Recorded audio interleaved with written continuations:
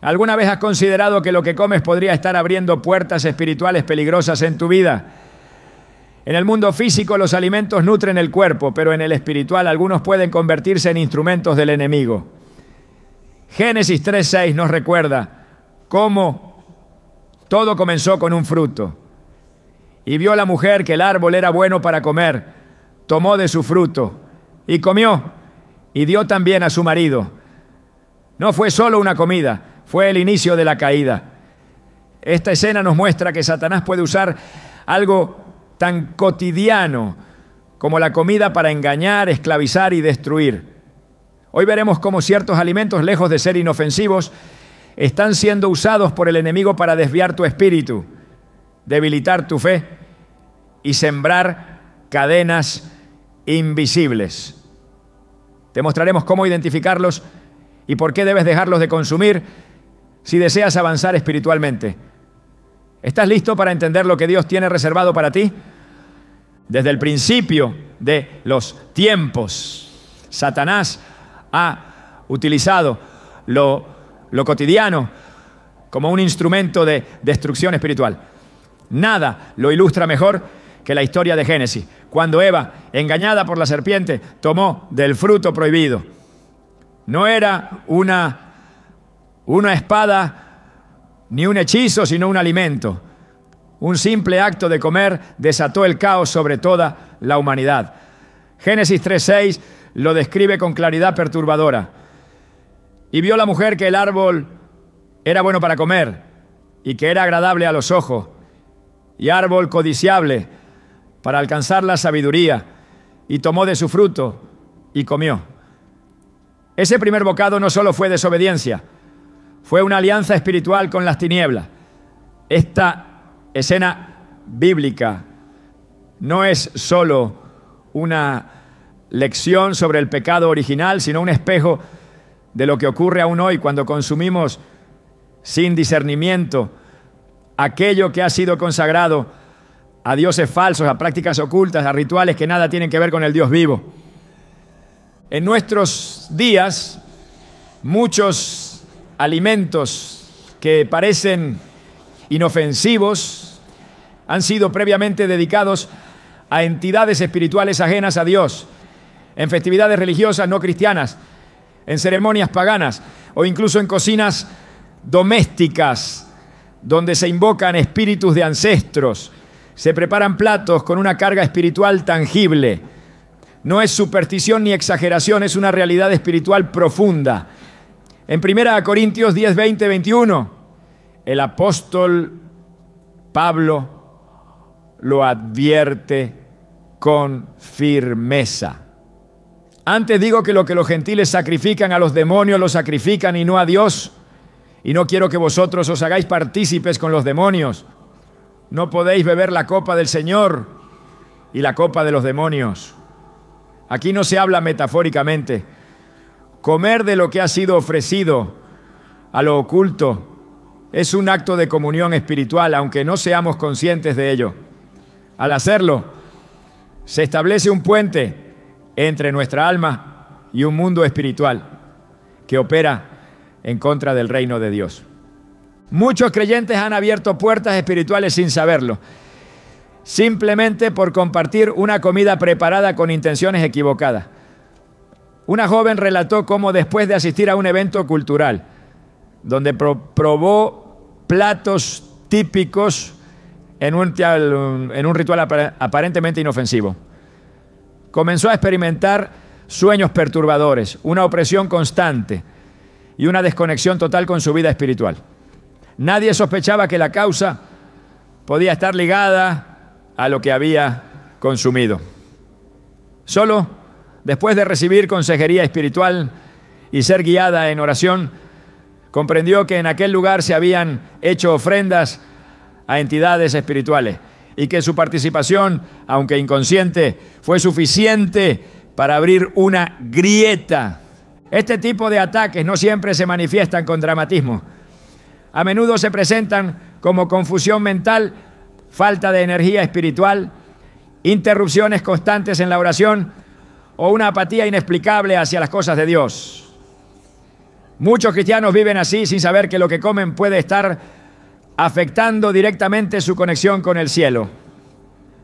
En Deuteronomio 32:17 se menciona una advertencia parecida. Sacrificaron a los demonios y no a Dios, a dioses que no habían conocido, a nuevos dioses venidos de cerca que no habían temido vuestros padres. El pueblo de Israel fue instruido repetidamente para no participar en las comidas rituales de las naciones vecinas, no por desprecio cultural, sino por protección espiritual. Jesús mismo mostró en varias ocasiones que lo espiritual trasciende lo físico. No se trata solo de lo que entra por la boca, sino del contexto espiritual que lo rodea. Aunque en Marcos 7:15 él aclara que lo que contamina al hombre no es lo que entra, sino lo que sale del corazón. Este principio no contradice el peligro de la participación en ritos ajenos al Espíritu Santo. Porque aquí no hablamos de alimento natural, sino de alimento cargado espiritualmente, que ha sido intencionadamente dedicado a otro Señor que no es el Señor de los ejércitos. La diferencia es crítica. Una cosa es comer pan con gratitud en casa y otra muy distinta es consumir ese mismo pan que ha sido ofrecido en un altar de idolatría. El Antiguo Testamento está lleno de referencias a alimentos ofrecidos a ídolos. El becerro de oro no era solo una figura, era un objeto de sacrificio al cual se le ofrecían comidas y bebidas como parte del culto pagano. En Éxodo 32, el pueblo no solo fabricó un ídolo, sino que después se sentaron a comer y a beber y se levantaron a regocijarse. Fue una fiesta en honor a algo que no era Dios. Esa combinación de comida, idolatría y placer sigue vigente en muchas culturas y hasta en ciertos ambientes que se camuflan como entretenimiento inocente. Hoy en día, en mercados, restaurantes, en ferias culturales o incluso en ciertos hogares, se pueden encontrar alimentos que han sido preparados siguiendo costumbres de adoración a deidades extrañas. El problema no es la comida en sí, sino la intención espiritual que la rodea. Cuando se bendice una comida en nombre de un espíritu ajeno a Cristo, esa bendición se convierte en una maldición disimulada. En 1 Timoteo 4:4-5 se nos recuerda que todo lo que Dios creó es bueno, pero también añade un requisito vital: y nada es de desecharse si se toma con acción de gracias, porque por la palabra de Dios y por la oración es santificado. Es decir, el acto de consagrar lo que comemos no es opcional, es una protección espiritual. Una madre testificó que su hijo pequeño comenzó a tener ataques nocturnos de ansiedad luego de que una vecina, con la mejor intención, le regalara un postre típico de su país. Lo que la madre no sabía es que ese dulce formaba parte de una celebración ancestral ligada al culto de espíritus familiares. Solo después de interceder en oración, ayunar y buscar discernimiento, comprendió que debía romper con toda participación en esa tradición. A partir de ese momento, la atmósfera en su hogar cambió y su hijo recuperó la paz. Dios no nos llama a vivir con miedo, pero sí con discernimiento. Proverbios 2:3-5 dice: si clamares a la inteligencia y a la prudencia dieres tu voz, si como a la plata la buscares y la escudriñares como a tesoros, entonces entenderás el temor de Jehová y hallarás el conocimiento de Dios. Este conocimiento incluye reconocer qué puertas están siendo abiertas a través de lo que consumimos. Comer con discernimiento no es legalismo, es sabiduría espiritual. Por eso es vital consagrar cada comida al Señor, no por costumbre, sino como un acto de autoridad espiritual. Cuando oramos sobre nuestros alimentos, no estamos simplemente dando gracias, estamos rompiendo toda maldición, toda dedicación anterior, todo pacto que haya sido sellado sobre ese alimento sin nuestro consentimiento. Estamos declarando que solo servimos a un Dios y que nuestro cuerpo es templo del Espíritu Santo, no un recipiente para prácticas contaminadas. Primera carta a los Corintios 6:19 lo dice con contundencia. ¿O ignoráis que vuestro cuerpo es templo del Espíritu Santo, el cual está en vosotros, y que no sois vuestros? La Biblia está llena de ejemplos donde la comida es el medio para probar la fidelidad espiritual. Daniel rehusó contaminarse con los manjares del rey, Daniel 1:8, y eligió una dieta que reflejara su consagración. Su decisión no solo preservó su cuerpo, sino que lo posicionó para recibir sabiduría y revelación divina. Dios honra a quienes honran su santidad, incluso en lo más cotidiano como la comida. Este no es un llamado a temor, sino a vigilancia espiritual. Si Satanás pudo usar un simple fruto en el Edén, también puede usar platos exquisitos y culturalmente aceptados para atar a quienes bajan la guardia. Hoy más que nunca necesitamos el discernimiento de Daniel. Necesitamos la claridad espiritual para decir no cuando algo no procede del Espíritu Santo, aunque venga disfrazado de tradición, cultura o simple cortesía. Y necesitamos la valentía de Jesús cuando fue tentado en el desierto. Recordemos que la primera tentación que enfrentó fue precisamente con comida.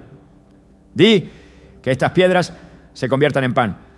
Mateo 4:3. Pero él respondió con una espada afilada. No solo de pan vivirá el hombre, sino de toda palabra que sale de la boca de Dios. Mateo 4:4. Jesús entendía que la comida no era solo sustento, era un terreno de batalla espiritual. Esa es la clave para este tiempo. Reconocer que no todo lo que parece bueno es bueno para el espíritu. No todo lo que está disponible debe ser consumido. No todo plato debe ser recibido sin antes ponerlo delante del Señor. Porque lo que entra por tu boca también puede abrir caminos hacia tu alma. Este es el momento de revisar qué estás permitiendo en tu mesa. Es tiempo de romper con todo lo que ha sido consagrado a lo que no es Dios. Renunciar a las comidas que han sido parte de rituales ocultos y declarar que tu cuerpo y tu espíritu están consagrados solo a Cristo. No se trata de ley, se trata de libertad, porque cuando entiendes el poder que se esconde detrás de ciertos alimentos, puedes decidir vivir por encima de cualquier influencia espiritual que busque contaminarte. Este es solo el comienzo. Lo que has comido hasta ahora podría estar determinando más de lo que imaginas. Pero hay esperanza, hay redención y hay restauración cuando decidimos alinear incluso nuestros hábitos alimenticios con la voluntad de Dios. ¿Estás listo para abrir los ojos a esta verdad espiritual? La batalla por tu destino puede estar comenzando en tu plato. El enemigo ha sabido disfrazar sus estrategias con lo cotidiano. Y uno de los ataques más sutiles pero devastadores es aquel que se oculta tras el placer de comer. En un mundo donde el deseo reina como valor central, muchos no han percibido que ciertos alimentos han sido manipulados no solo para satisfacer el cuerpo, sino para alterar la mente y despertar pasiones que conducen a la perdición.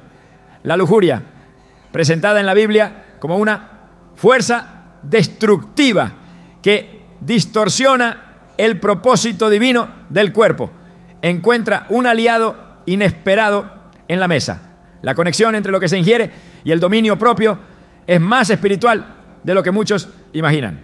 En Romanos 13:14 se nos exhorta: no proveáis para los deseos de la carne. Esta advertencia es clara y directa. El alimento no solo nutre, también puede proveer combustible a pasiones desordenadas cuando está diseñado con esa intención. Ya desde los tiempos antiguos la sensualidad ha estado vinculada a rituales de comida. Las culturas paganas usaban banquetes cargados de ingredientes afrodisíacos para acompañar celebraciones que desataban el desenfreno. En esas mesas, los alimentos no eran neutrales. Tenían un propósito espiritual: debilitar la resistencia moral y propiciar la entrega a pasiones carnales. Esta práctica, aunque hoy se presenta con un rostro moderno, sigue activa. En la actualidad, la industria alimentaria manipula fórmulas y compuestos para intensificar sensaciones y activar centros de placer en el cerebro. No se trata solo de sabor, sino de una programación sensorial que estimula las áreas que gobiernan el deseo. Cuando estos estímulos se conectan constantemente con el sistema nervioso, la persona comienza a experimentar una creciente dificultad para dominar sus impulsos. El cuerpo se convierte en un campo de batalla y la voluntad queda sometida.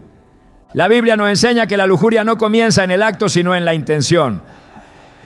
Jesús lo afirmó con contundencia en Mateo 5:28. Cualquiera que mira a una mujer para codiciarla ya adulteró con ella en su corazón. Este principio revela que lo que alimenta la mente es tan peligroso como el acto físico mismo. Los alimentos que han sido diseñados para provocar una respuesta sensual no solo afectan el cuerpo, sino que condicionan el alma. No todos los placeres son lícitos, no todo lo deseable es correcto.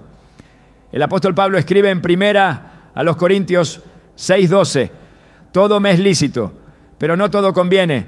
Todo me es lícito, pero no me dejaré dominar de ninguna.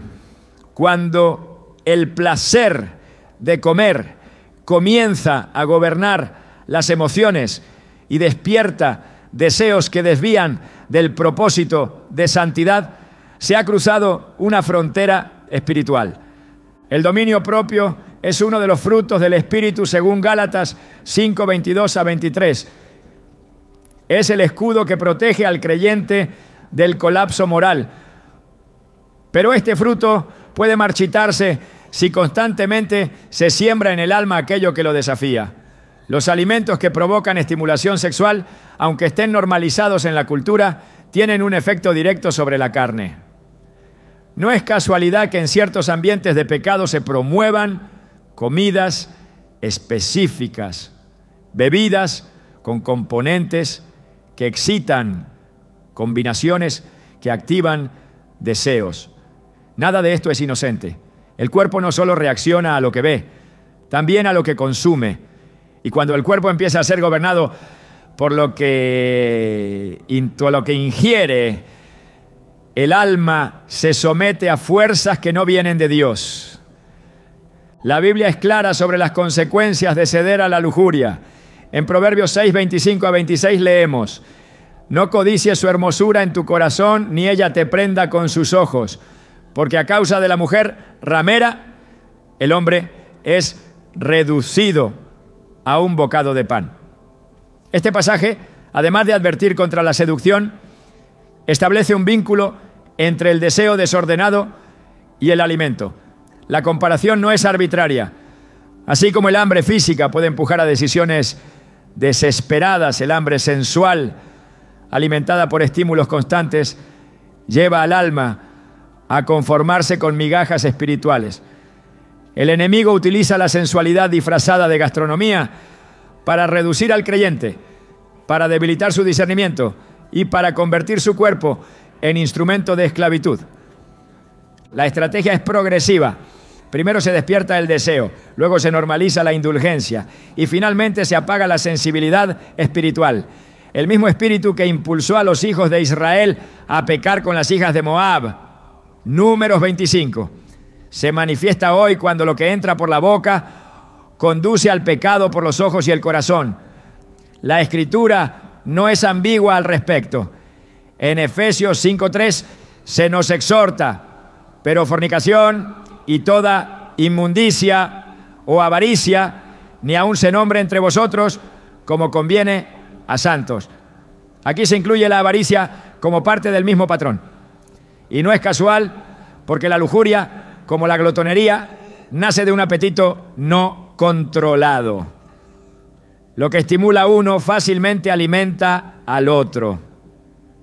Una dieta que constantemente impulsa al deseo desordenado no es neutral, es una puerta abierta. Un pacto sin palabras.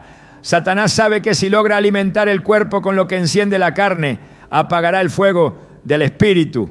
El apóstol Pedro lo advierte en 1 Pedro 2:11. Amados, os ruego como a extranjeros y peregrinos que os abstengáis de los deseos carnales que batallan contra el alma. Esta batalla no ocurre en el vacío. Cada bocado cargado de sensualidad, cada bebida que estimula lo carnal es un ataque disfrazado, un ataque que busca erosionar lentamente la santidad.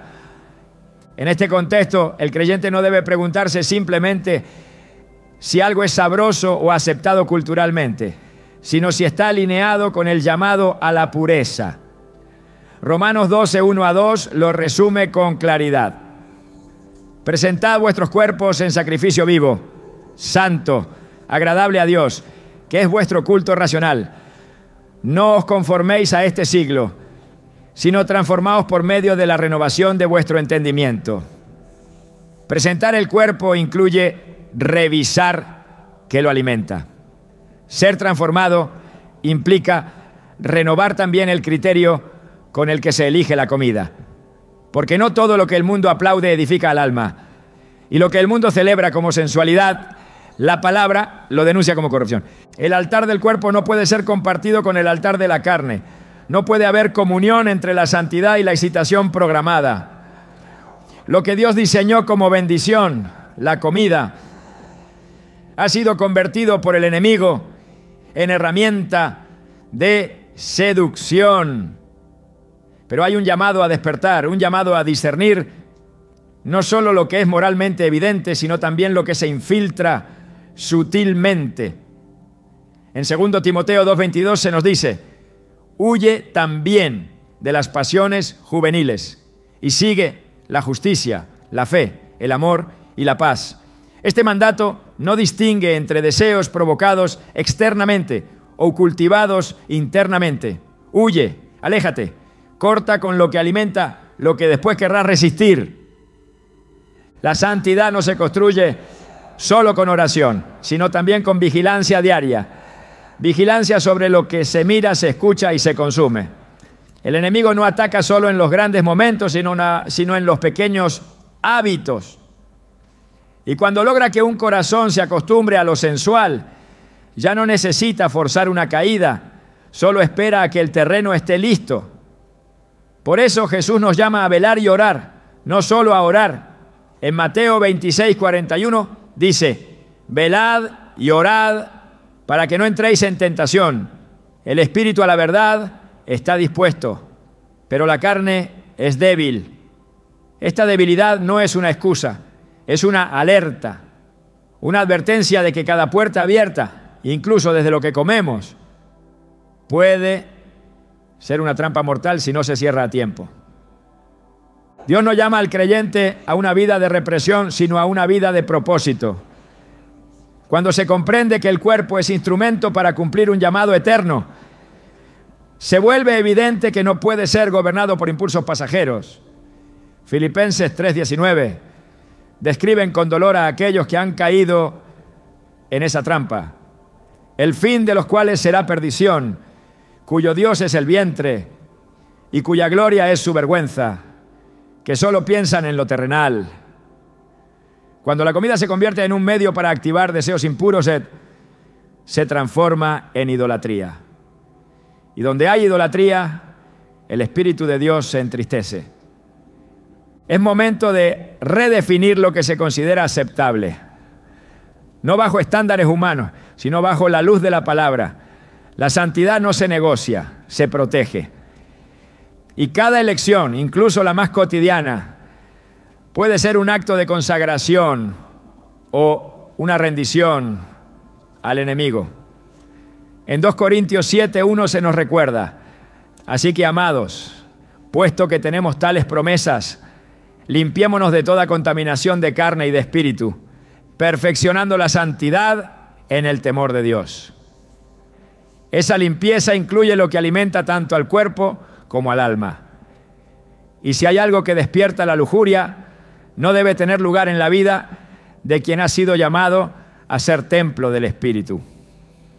La decisión es clara: o se alimenta el fuego de la carne o se cultiva el fuego del Espíritu. No hay terreno neutral. Lo que entra por la boca tiene poder. Puede ser herramienta de vida o de destrucción. Y cuando se elige lo que aviva el deseo carnal, se está cediendo terreno al enemigo. Pero cuando se elige lo que honra a Dios, incluso en lo más simple, se fortalece el espíritu y se cierra la puerta al engaño. Esa es la batalla que se libra cada día. Y esa es la victoria que se alcanza con una vida alineada al propósito eterno de santidad. Hay una forma de opresión que no llega con violencia, sino con suavidad engañosa. Se presenta en sabores, en olores, en pequeñas dosis que van erosionando la claridad espiritual hasta volver insensible el alma. Las sustancias que alteran la mente y el espíritu no son simples elementos físicos, son herramientas de confusión espiritual. A lo largo de las Escrituras se nos advierte contra todo lo que entorpece el discernimiento, porque cuando el entendimiento es nublado, el enemigo encuentra terreno fértil para sembrar engaño. Isaías 5:20 pronuncia una maldición sobre los que cambian la luz por tinieblas y el bien por el mal. Esta inversión espiritual no comienza siempre con una doctrina torcida, sino con una conciencia debilitada por lo que se ha introducido en el cuerpo. El apóstol Pedro exhorta con firmeza a estar sobrios y vigilantes, porque el adversario, el diablo, anda como león rugiente buscando a quien devorar. 1 Pedro 5:8. La sobriedad no es solo abstención de embriaguez, es una postura espiritual que depende directamente de la claridad mental. Cuando el enemigo logra apagar esa lucidez, la percepción de la verdad se distorsiona. Lo que antes era pecado se vuelve aceptable. Lo que antes era una señal del espíritu se convierte en ruido. Las sustancias que alteran la conciencia actúan como un velo que se interpone entre el hombre y la revelación de Dios. Y ese velo, aunque sea invisible, tiene consecuencias reales. En el Antiguo Testamento, Dios estableció una ley clara para los sacerdotes en servicio.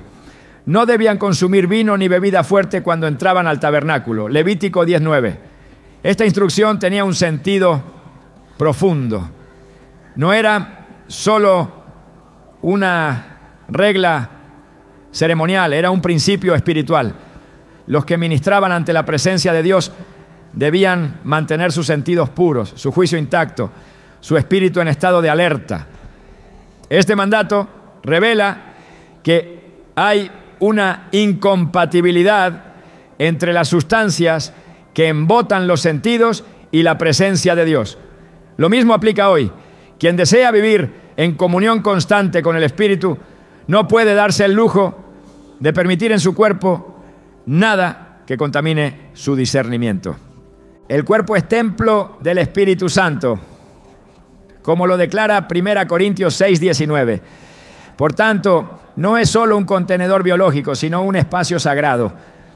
Todo lo que entra en él debe ser evaluado a la luz de su propósito espiritual.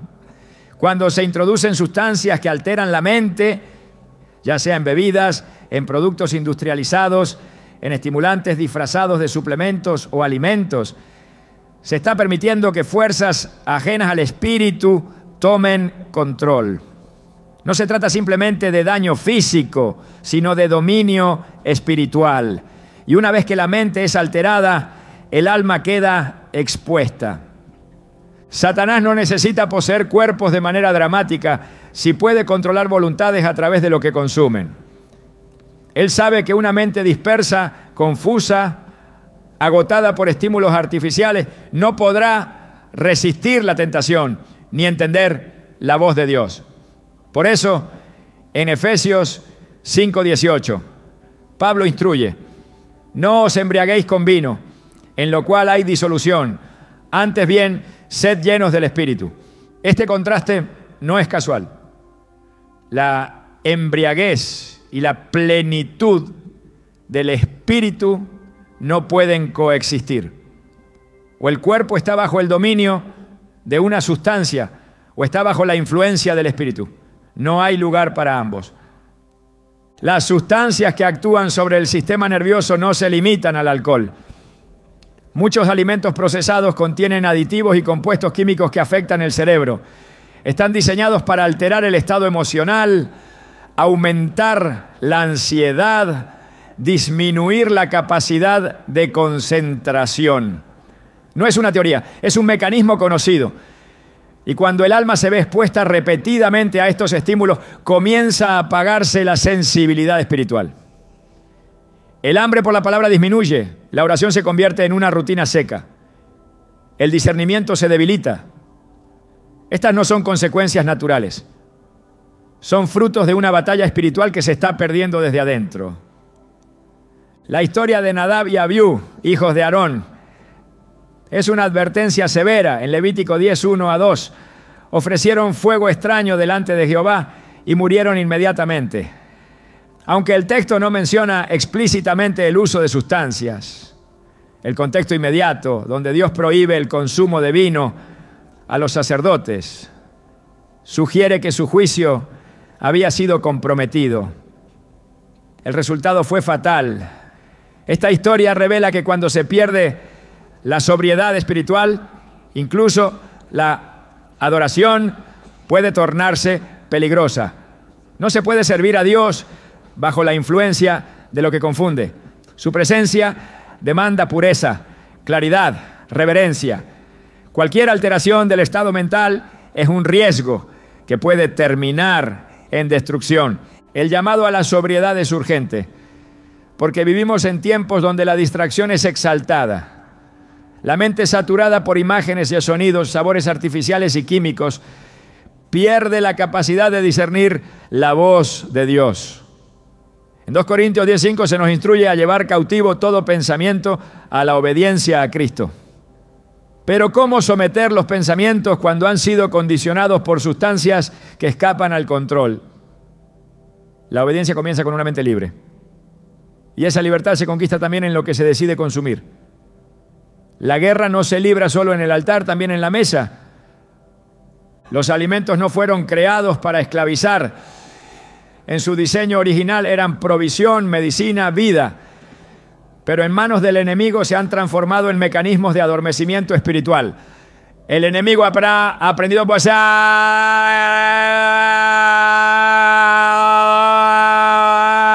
con atractivo, con estatus, con promesas de placer y rendimiento. Pero la consecuencia es siempre la misma. Una generación incapaz de escuchar a Dios porque su mente ha sido entregada a estímulos que no provienen del cielo. Pablo lo advierte en 1 Tesalonicenses 5:6. Por tanto, no durmamos como los demás, sino velemos y seamos sobrios. Dormir en este contexto no es descanso físico, es letargo espiritual. Es el estado de quienes ya no perciben el mover de Dios, porque han entregado sus sentidos a lo artificial. El Espíritu Santo guía con precisión, pero no grita. Su voz es suave, clara, directa. Para oírla se necesita una mente en reposo, no en confusión. Una mente sobria, no acelerada. Una mente que pueda distinguir entre lo que proviene de Dios y lo que nace de la carne. Cuando el entendimiento está enmarañado por lo que se ha ingerido, se vuelve vulnerable a la sugestión, al error doctrinal, al engaño emocional. Y ese es el objetivo final del enemigo.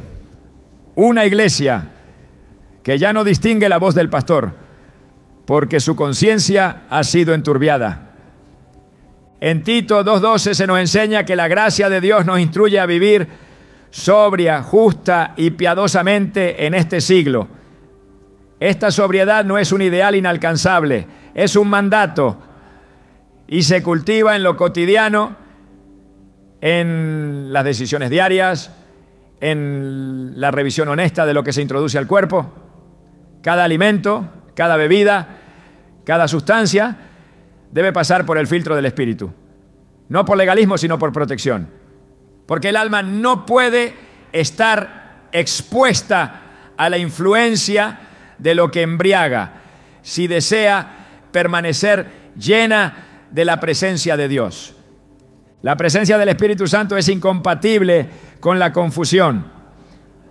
Y donde hay alteración de la mente, hay también distorsión de la verdad. Por eso en Romanos 8, 5 a 6, Pablo distingue entre los que viven conforme a la carne y los que viven conforme al Espíritu, y añade: porque el ocuparse de la carne es muerte, pero el ocuparse del Espíritu es vida y paz. Ocupación implica hábito, repetición, decisión. Cuando se elige una dieta que alimenta la carne, se está eligiendo la muerte espiritual. Pero cuando se escoge lo que nutre al espíritu, se encuentra la vida que Dios ha prometido. Dios no pide una perfección imposible, pero sí exige un compromiso absoluto con la santidad. Y esa santidad comienza también por lo que se permite dentro del cuerpo. Filipenses 4:8 nos orienta a pensar en lo puro, lo justo, lo amable. Este filtro también puede aplicarse a lo que se ingiere, porque todo lo que altera el orden de Dios en el cuerpo eventualmente altera el propósito de Dios en la vida. Y nadie puede cumplir una misión divina con una mente esclavizada a lo que Dios no ha bendecido. Este es el momento para evaluar con valentía, examinar sin temor, preguntar al Espíritu qué se ha permitido entrar que debe ser expulsado, qué sustancias han nublado el discernimiento, qué hábitos han sido justificados por costumbre, qué alimentos han sido tolerados en nombre del gusto, pero han producido cautividad. El arrepentimiento no es vergüenza, es restauración. Y la limpieza comienza en el altar, pero también en el corazón, que decide honrar a Dios en todo, incluyendo lo que come y bebe. Nada debe ocupar el lugar del Espíritu en la mente. Ninguna sustancia, ningún sabor, ningún estímulo, porque el Espíritu no comparte habitación con lo que intoxica. Donde Él mora debe haber orden, claridad, sobriedad. Este es el llamado. Despertar del adormecimiento. Cerrar la puerta a lo que confunde. Volver a escuchar con claridad la voz de Dios. Esa es la verdadera libertad. Y comienza con una decisión. Una decisión que se toma hoy, porque mañana puede ser demasiado tarde. Hay una trampa espiritual disfrazada de hábito cotidiano, una forma de esclavitud que no siempre se percibe como peligrosa, porque se alimenta de algo que fue creado para el bien, el placer de comer.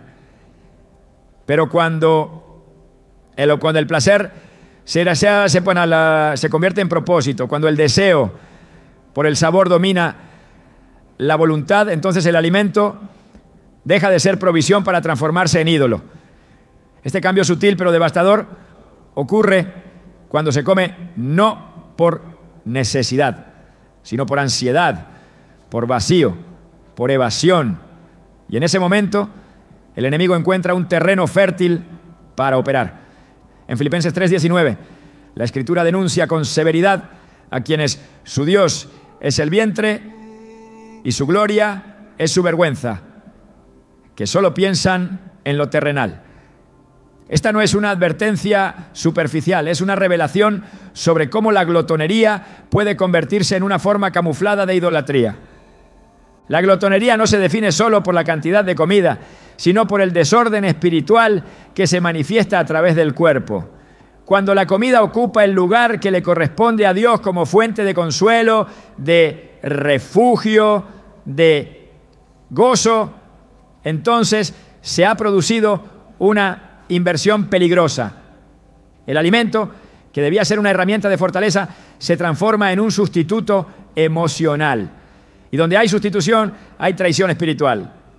El libro de Proverbios lo afirma con claridad en el capítulo 23, versículos 20 y 21. No estés con los bebedores de vino, ni con los comilones de carne, porque el bebedor y el comilón empobrecerán, y el sueño hará vestir vestidos rotos. Este empobrecimiento no es solo material, es espiritual. Es la bancarrota del alma que ha invertido su hambre más profunda en lo temporal. Satanás no necesita una tentación escandalosa para debilitar a un creyente. Basta con que ese creyente esté atado a lo que consume. Basta con que la necesidad de placer sensorial supere el anhelo por la presencia de Dios. Porque una persona saciada de cosas terrenales ya no busca el pan del cielo. Jesús dijo: yo soy el pan de vida. El que a mí viene nunca tendrá hambre. Juan 6:35. Este no es un mensaje poético, es una verdad espiritual con implicaciones directas. Si se tiene hambre constante por lo material, es porque aún no se ha entrado plenamente en la comunión con el pan verdadero. La idolatría del placer se manifiesta en la repetición sin conciencia, en la búsqueda desesperada de satisfacción momentánea, en la dependencia emocional hacia ciertos alimentos que han sido culturalmente elevados a una categoría casi sagrada. Cuando el alma comienza a justificarse diciendo: lo merezco, esto me calma, sin esto no puedo estar bien, ya no se habla de alimento, se habla de culto. Y donde hay culto, hay altar. El problema no es el alimento, es el corazón que ha hecho del alimento su ofrenda y su divinidad. Dios llamó a su pueblo a ser diferente, a vivir con dominio propio, a discernir los movimientos invisibles del alma. En Gálatas 5:23, el dominio propio aparece como evidencia del Espíritu Santo. Pero este fruto no puede coexistir con la glotonería, porque la glotonería es la celebración del descontrol, es la exaltación del impulso, la negación del límite. Y donde no hay límites, el pecado encuentra acceso sin resistencia. Por eso la Escritura habla tantas veces del ayuno, no como castigo, sino como disciplina para restaurar el orden divino en el cuerpo. El ayuno no cambia a Dios, cambia al hombre. Rompe con la dependencia del placer físico y restablece el gobierno del espíritu sobre la carne. Una vida gobernada por el apetito jamás podrá vivir con claridad espiritual, porque el que no puede decir no a un bocado tampoco podrá decir sí a la cruz. Jesús dijo que quien quiera seguirle debe negarse a sí mismo. Y esa negación comienza en las decisiones más pequeñas. Comer no es pecado, disfrutar el sabor no es impuro, pero ser gobernado por ello es señal de esclavitud. En 1 Corintios 9:27, Pablo declara: golpeo mi cuerpo y lo pongo en servidumbre, no sea que habiendo sido heraldo para otros, yo mismo venga a ser eliminado. Estas palabras no son extremas, son urgentes. Hablan de una conciencia despierta que sabe que el enemigo no siempre ataca con espada, sino con pan. Hay mesas que se convierten en altares de distracción. Hay comidas que silencian la voz del Espíritu porque activan el ruido de la carne. Y hay creyentes que han perdido la capacidad de discernir la voz de Dios porque han acostumbrado su alma a buscar satisfacción en lo que perece. Jesús reprendió al diablo en el desierto con una frase que debe retumbar en el corazón del creyente cada vez que se sienta tentado a hacer del alimento su escape.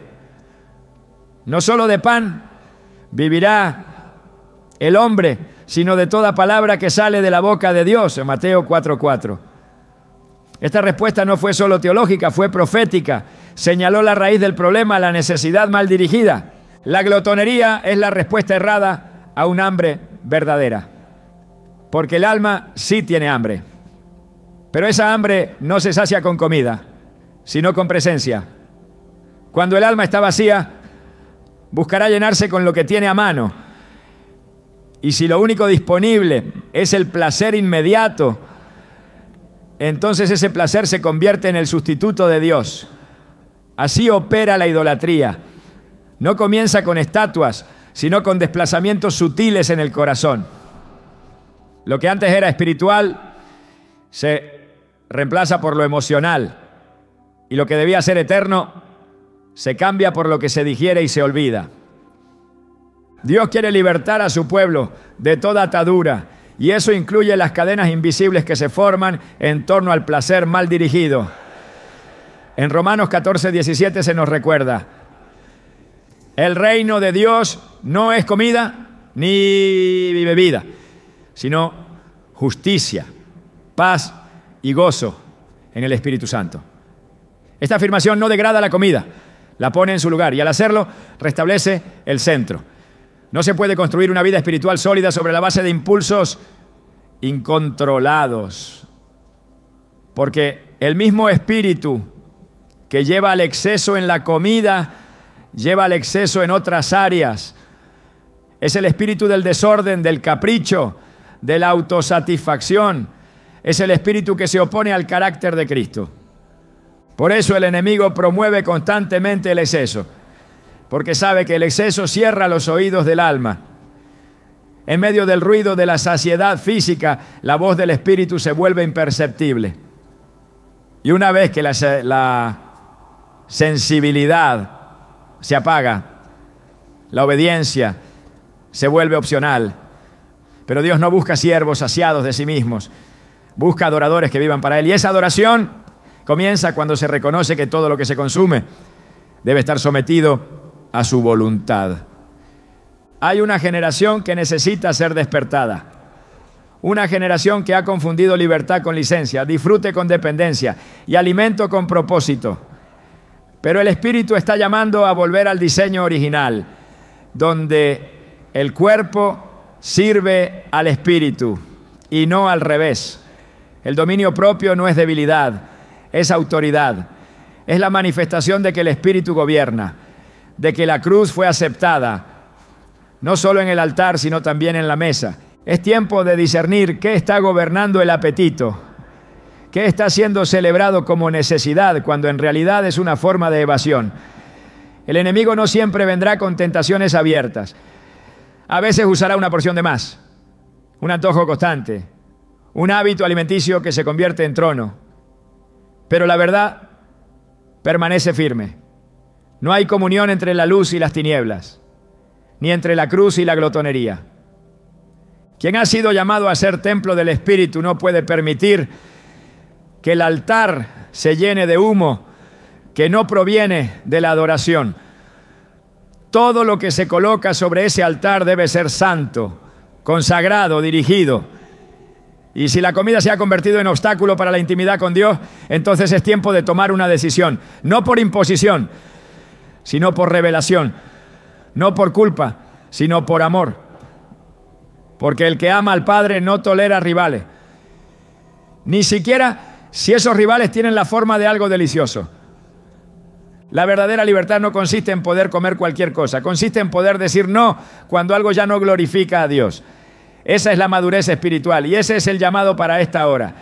Reconocer que hay comidas que se han vuelto altares del yo, monumentos al deseo, tronos del ego.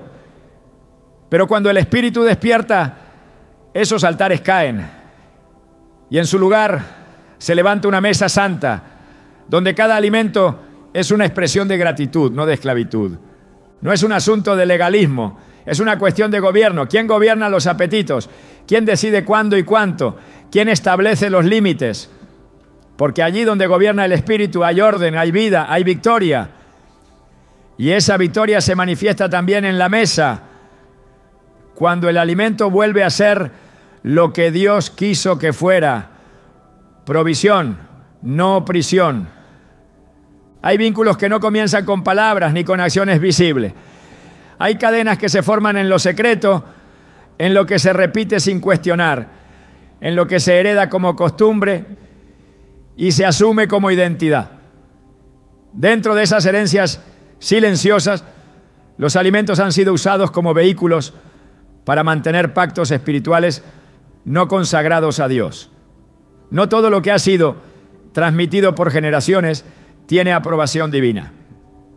La mesa familiar, que debería ser un altar de bendición, puede convertirse en una plataforma de continuidad para maldiciones si no se discierne espiritualmente lo que en ella se sirve. En Éxodo 25, Dios declara con contundencia que visita la maldad de los padres sobre los hijos hasta la tercera y cuarta generación de los que le aborrecen. Esta sentencia no se limita a las acciones externas. Incluye también lo que se perpetúa desde lo espiritual, incluso en lo culinario. Hay comidas que no fueron diseñadas simplemente para saciar el hambre, sino para sellar compromisos con deidades ajenas al Dios vivo. Muchas culturas han incorporado en sus rituales alimenticios una carga espiritual específica, platos dedicados a espíritus ancestrales, a dioses regionales, a entidades ocultas. Y aunque se presenten como tradiciones inofensivas, su trasfondo revela una historia de pactos que se renuevan cada vez que esos alimentos se preparan y consumen con el mismo sentido original. No es superstición, es legalidad espiritual. El mundo espiritual se mueve por principios y cuando algo es hecho repetidamente en honor a una potestad, ese acto se convierte en una ofrenda. En primera a los Corintios 10:20, Pablo advierte que lo que los gentiles sacrifican lo hacen a los demonios y no a Dios. El creyente no puede participar de la mesa del Señor y de la mesa de los demonios. Esa mezcla lo expone. El problema no es la comida en sí misma, sino el contexto espiritual al que ha sido ligada. Hay recetas que no solo vienen acompañadas de ingredientes, ¿no?, sino también de intenciones, de palabras, de invocaciones. Y cada vez que se preparan en el mismo espíritu, se refuerza el lazo que une a esa familia, a esa región o a esa comunidad con realidades espirituales que no glorifican a Dios. En muchas ocasiones, estas comidas son ofrecidas como homenaje a los muertos, como parte de fiestas religiosas sin fundamento bíblico, o como elementos centrales en celebraciones que exaltan lo que Dios aborrece. El creyente que participa de ellas sin discernimiento no está solo comiendo, está renovando un pacto. El reino de Dios se establece por verdades, pero también por ruptura. Jesús no vino a armonizar con los pactos antiguos de idolatría, sino a destruirlos. En 2 Corintios 6:14 a 17 se nos ordena no unirnos en yugo desigual con los incrédulos y se hace una pregunta retórica que confronta: ¿qué acuerdo hay entre el templo de Dios y los ídolos? El cuerpo del creyente es templo del Espíritu. No puede ser lugar de encuentro entre lo sagrado y lo profano. Si algo ha sido consagrado a lo impuro, no puede tener parte en quien ha sido redimido por la sangre del Cordero. La ruptura con el pasado no es solo conceptual, también es práctica. Y si esa ruptura no alcanza lo que se come, no es completa. Muchos siguen atados espiritualmente porque no han discernido el papel que juega la comida en la renovación de pacto. Lo que se recibe con alegría por tradición puede ser una semilla de maldición si no ha sido pasado por el filtro del Espíritu Santo. No todo lo heredado es bendito. En Jeremías 16:19, el profeta clama: nuestros padres heredaron mentira, vanidad y cosas en que no hay provecho. Esa herencia incluye costumbres que se transmiten sin examen espiritual. Y en el caso de las comidas rituales, la transmisión es directa. Lo que los padres consagraron a dioses extraños, los hijos lo perpetúan al repetir la práctica, aunque lo hagan sin malicia. El llamado de Dios es a la separación, no como acto de orgullo espiritual, sino como respuesta a la santidad. En Levítico 20:26 dice: habéis de serme santos porque yo Jehová soy santo, y os he apartado de los pueblos para que seáis míos. Este apartarse no es solo cultural, es espiritual. Incluye las formas de adoración, las expresiones externas y también los hábitos alimenticios que tienen carga espiritual. No se trata de una dieta basada en reglas humanas, sino de una conciencia gobernada por el Espíritu. Una conciencia que distingue entre lo que alimenta el alma y lo que perpetúa cadenas invisibles. El enemigo no necesita que un creyente lo adore abiertamente. Le basta con que repita actos de obediencia a antiguos pactos. La continuidad de esos actos mantiene viva la legalidad espiritual del pasado. Pero cuando un hijo de Dios rompe con esas prácticas, está declarando a nivel espiritual que su pacto es nuevo, que su altar ha sido limpiado, que su cuerpo ya no está bajo la influencia de lo que lo ataba. Esa ruptura es profunda, porque corta raíces, y las raíces, aunque invisibles, son las que determinan el fruto. En el reino no hay neutralidad. Lo que no ha sido consagrado a Dios, por defecto permanece bajo otra autoridad. Por eso 1 Timoteo 4:5 dice que los alimentos son santificados por la palabra de Dios y por la oración. Este principio revela que todo lo que entra al cuerpo debe pasar por un acto consciente de consagración. No se puede asumir que algo es limpio solo porque ha sido normalizado. La normalidad cultural no es evidencia de santidad.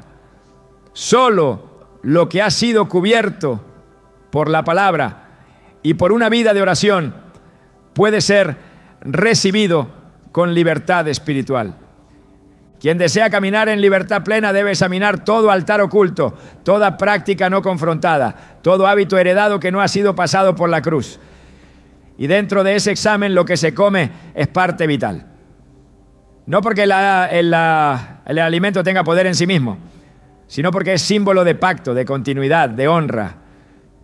Si se honra lo que no proviene de Dios, se le está dando espacio espiritual. Pero si se decide honrar solo al Señor, incluso en lo que se sirve en la mesa, se establece una señal visible de alineación al reino. El Espíritu Santo no solo guía en las grandes decisiones, también revela en los detalles. Y cuando se le permite iluminar lo que ha sido escondido por generaciones, Él comienza a romper cadenas que parecían normales.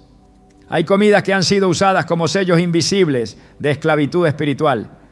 Pero cuando el creyente dice basta, cuando decide no continuar con lo que ha sido consagrado al error, cuando alinea su vida con la verdad, entonces el ciclo se rompe. La maldición se interrumpe, la libertad se activa. En ese momento el alimento deja de ser una herramienta del enemigo y vuelve a ser lo que Dios quiso desde el principio. Provisión sin atadura, bendición sin contaminación, comunión sin idolatría. Y esa transformación comienza cuando el creyente entiende que todo lo que toca su cuerpo debe estar bajo la autoridad del Espíritu, incluyendo lo que come. El cuerpo fue diseñado por Dios no solo como un recipiente físico, sino como instrumento para ejecutar propósitos eternos. Cada célula, cada función, cada detalle fue formado con intención divina para cooperar con el llamado del alma. Pero cuando la alimentación rompe con ese diseño, se produce un desgaste que no solo se refleja en lo físico, sino que impide que el espíritu avance con fuerza.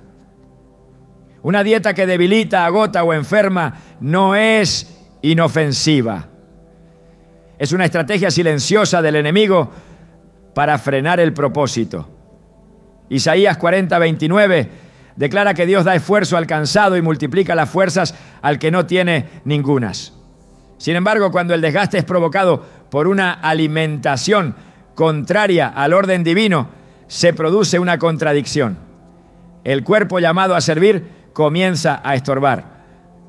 El enemigo no solo ataca el alma, también busca neutralizar el cuerpo. Sabe que un cuerpo desgastado, inflamado, tóxico, cargado de sustancias nocivas, no podrá mantenerse firme en el día malo ni sostener una vida de oración, servicio o entrega. Por eso promueve hábitos alimenticios que entorpecen, que lentifican, que esclavizan con antojos vacíos. El deterioro no ocurre de un día para otro. Es progresivo, invisible, aceptado socialmente, pero espiritualmente destructivo. En 1 Corintios 3, 16 a 17, Pablo recuerda que somos templo de Dios y que si alguno destruye ese templo, Dios le destruirá a él. Esta advertencia no es figurativa. El cuidado del cuerpo no es vanidad, es responsabilidad espiritual. Cuando el pueblo de Israel atravesó el desierto, Dios les dio un alimento específico, el maná. No solo porque era sobrenatural, sino porque sostenía la jornada sin debilitar el cuerpo ni confundir el alma. No era comida para entretener, era comida para avanzar. Cada porción era una provisión exacta para cumplir con el recorrido. En contraste, cuando deseaban las comidas de Egipto, lo hacían no por necesidad, sino por nostalgia de un sistema de esclavitud. Esa comparación es vital. La comida del propósito fortalece, la comida del pasado esclaviza. En Proverbios 25, 16, la Escritura enseña que si hallas miel, comas lo que te basta, no sea que hastiado de ella la vomites. Esta instrucción revela que incluso lo bueno puede volverse destructivo cuando se ignora el límite. La nutrición espiritual también requiere moderación y sabiduría en lo físico. Comer sin propósito es desperdiciar energía que fue dada para cumplir una misión. Y cada alimento que intoxica, que drena, que adormece, está obstaculizando una carrera que fue trazada con precisión por Dios. Hay llamados que exigen resistencia. Hay misiones que requieren cuerpos disponibles, despiertos, ágiles, pero muchos no pueden sostener el ritmo del propósito porque sus cuerpos están sobrecargados con lo que no nutre. Se alimentan del exceso, no de lo necesario. Viven para el sabor, no para la función. Y en ese desorden el enemigo se infiltra. La lentitud espiritual muchas veces es precedida por la pesadez física. Y esa pesadez no es solo resultado de una rutina, sino de una dieta desconectada de la voluntad de Dios. En Hebreos 12:1 se nos exhorta a correr con paciencia la carrera que tenemos por delante, despojándonos de todo peso. Ese peso no es solo espiritual, también es físico. Es el resultado de una alimentación que no coopera con el diseño divino. Dios no nos llama solo a tener un espíritu fuerte, sino un cuerpo disponible. No para orgullo, sino para servicio. No para imagen, sino para misión. El cuerpo que no se alinea al llamado se convierte en carga, pero el cuerpo que se sujeta al espíritu se vuelve instrumento. Esa es la diferencia. Y esa diferencia comienza con lo que se pone en el plato. Todo lo que entra por la boca tiene un impacto mayor del que el mundo está dispuesto a admitir. Pero no es solo un tema de salud, ni de disciplina, ni siquiera de cultura. Es una cuestión de altar. Cada decisión alimenticia refleja dónde está el trono del corazón. Porque cuando un creyente comienza a filtrar lo que consume con discernimiento espiritual, no solo transforma su cuerpo, transforma su atmósfera. El enemigo no tiembla ante cuerpos fuertes, sino ante vidas rendidas. Y esa rendición se manifiesta en los pequeños actos, en el plato que se escoge, en el deseo que se somete, en la voluntad que se alinea al espíritu. Muchos buscan liberación sin entender que hay hábitos que refuerzan su esclavitud. Pero el que ha sido llamado por Dios a caminar en santidad no puede alimentar su vida con lo que corrompe. La verdadera guerra espiritual no solo se libra en la oración, también se gana en la obediencia silenciosa de cada día. Y cuando se decide consagrar el cuerpo, El alimento deja de ser un simple acto biológico y se convierte en parte del culto. En Romanos 12:1, Pablo dice que presentemos nuestros cuerpos como sacrificio vivo, santo, agradable a Dios. Esa presentación comienza con lo que permitimos entrar. Dios está levantando una generación que no solo canta himnos, sino que vive en santidad práctica. Una generación que entiende que su mesa también es altar, que su dieta también habla, que su cuerpo también predica. Porque no hay mensaje más poderoso que el de una vida que se ha rendido por completo. Y esa rendición no necesita palabras, solo necesita coherencia. El enemigo ha usado la comida para adormecer, para esclavizar, para contaminar. Pero el Espíritu está llamando a despertar, a levantar mesas limpias, a romper con pactos silenciosos, a consagrar cada aspecto de la vida, incluso aquello que parece insignificante, porque en lo pequeño se revela la fidelidad. Y en la fidelidad se manifiesta la gloria. Este es el tiempo, no de reformas dietéticas, no, sino de decisiones espirituales. No de obsesiones externas, sino de consagración interna. Porque cuando el alimento vuelve a su lugar, el alma se libera para correr hacia el propósito. Y ese propósito no se detiene, no se negocia, no se debilita. Se cumple en aquellos que han decidido ser santos, incluso en lo que comen.